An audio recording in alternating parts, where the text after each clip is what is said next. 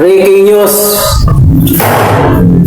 Arang sabi ni Congressman Lordan Suwan, First District sa Cagayan, Oro City. At ang buong sabi niya at salaysay at statement niya na itong dalawang batang inosente at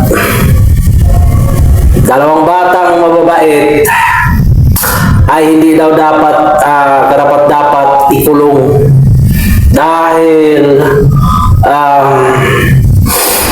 merong proteksyon sa tinatawag na batas na proteksyon sa batas ni Risa Ontiveros. So dapat daw bigyan ng pangalawang pagkakataon upang magbago. So yan, upang magbalik loob. Alam mo, at para ito sa lahat sa buong kababayan natin sa Pilipinas, lalong-lalo na sa nagiging biktima ng dalawang minor na ito na mamatay at yung iba ay nasusugatan. So, unang-una, humihingi po ako at humihingi po ako ng simpatiya o pagdadalamhati, condolence sa lahat ng pamilya na namatayan. Naway makamit natin agad-agad ang tamang hustisya para ipataw dito sa dalawang sangkot at dito sa dalawang kriminal na mga minor na ito. So sa sinasabi mo, balik tayo kay Congressman Lordan Suwan. Alam mo, dapat kayong mga konsentidor sa mga gawaing kriminal, dapat kayo ang nabibiktima at nababaril. So yan, narinig mo. Kung narinig niyo mo ito, kung sino mang nakakita ng video na ito, ay ipasa nyo ito doon sa mga congressman, kung sino congressman, sino mga politiko na ang kinukonsinte ay mga adik at kriminal. So yun ang mga gusto ninyong mangyari, na kukonsintihin itong mga ganitong klaseng mga kriminal na pumapatay ng walang takot. At yun na nga, kasi minority, protektado ng sinasabi mong batas ni protection sa Act, Children Protection Act ni Risa Ontiveros.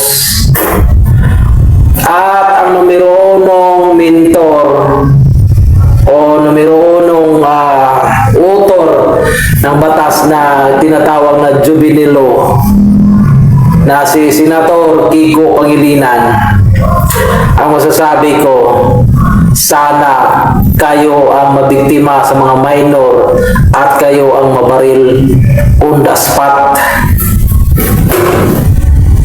Alam nyo, ito lang masasabi ko sa inyo mga konsentidor, at mas pinipili pang papaboran ang mga kriminal na mga adik na mga ganitong mga minor. Ang masasabi ko lang, hindi na natin patutungkulan, hindi na natin uisahin kung anong nagiging proseso ng mga batas kuno ninyo na mayroong sinasabing ikakabuti sa nakakarami. Dahil alam ng lahat ngayon sa buong Pilipinas, at hindi nyo na maluluko at hindi nyo na masasabing tama ang ipinaglalaban ninyong batas, dahil ito ay matagal nang ibinabasura dahil nga hindi siya katanggap-tanggap para sa mga mamamayang Pilipino, ang mga mahihirap kung nabibiktima o sino mga nabibiktima ang mga inosente na walang kalaban-laban. At alam natin na mga minor ay pinoprotektahan na itong mga piling-pili ng mga senador, ng mga selective, na ang pinapaboran ay ang mga kriminal. Hindi agad-agad makukulong, idadaan sa rehabilitation sa Pag-asa Center kung saan doon bibibihin. Dahil nga inosente at wala daw alam, hindi pa daw nila nalalaman ang kanilang mga ginagawang karumal-dumal na krimen. So alam nyo, ang masasabi ko lang, putang ina ninyong mga gumagawa ng batas na dapat ay hindi na ninyo binuhay pa dahil nga basura ang batas na yan, na hindi umaayon at hindi pantay ang pananaw kung paano husgahan ang taong inosenteng pinapatay na walang kalaban-laban. Putang ina ninyong mga politiko kayo na pinapaboran ninyo ang mga kriminal na mga minority na ito na namamaril at gusto pa ninyong kukonsintihin, lalo na ikaw congressman kang ugok, hinayupa ka, putang ina mo. Ngayon sasabihin mo magbabago? May pagbabago pa ba ang mangyayari? Ngayon sasabihin mo inosente at mabait. Ngayon sasabihin mo protektado at meron pang panahon na magbabago ang mga kriminal na ito. Ang tanong, magbabago pa ba ang mga namatayan? Meron pa bang pagbabago na may pag-asa pa bang mabuhay ang pinatay nila at binaril ng mga estudyante? At 3 estudyanteng namatay, may pagkakataon pa bang magbago at mabuhay sila dahil sa karahasan na ginagawa ng dalawang minority na ito, ng dalawang kriminal na ito? So, Congressman, kung meron kang anak, kung meron kang pamangkin, kung ano sa lahat ng mga related sa buhay ng sa iyong sariling pamilya, anong mararamdaman mo kung sasabihin ko sa iyo, hindi dapat ikulong kung sino mang pamilya o anak mo o apo mo na binabaril ng ganitong mga kriminal na minor? Ibabalik ko sa iyo ang mga sinasabi mo katumbas ng isang halimbawa na ang iyong pamilya ay binabaril, pinapatay ng walang kalaban-laban. Yan ang dapat mong pagbulay-bulayan, isiping mabuti, lawakan mo ang iyong pangunawa. Kung karapat-dapat bang magiging pabor ka sa isang sangkot sa gumagawa ng karumal-dumal na pagpatay? Hinayupak ka, sa totoo lang. Kung yan ang nagiging pananaw sa buhay mo, kung yan ang nagiging prinsipyo at pinaglalaban mo, ang masasabi ko, isa kang salot sa bansang Pilipinas. Pisting yawa ka. Ngayon, anong magagawa ninyo? Bibibihin ninyo, iparehab, dadalhin kung saan sa Pag-asa Center, papakainin.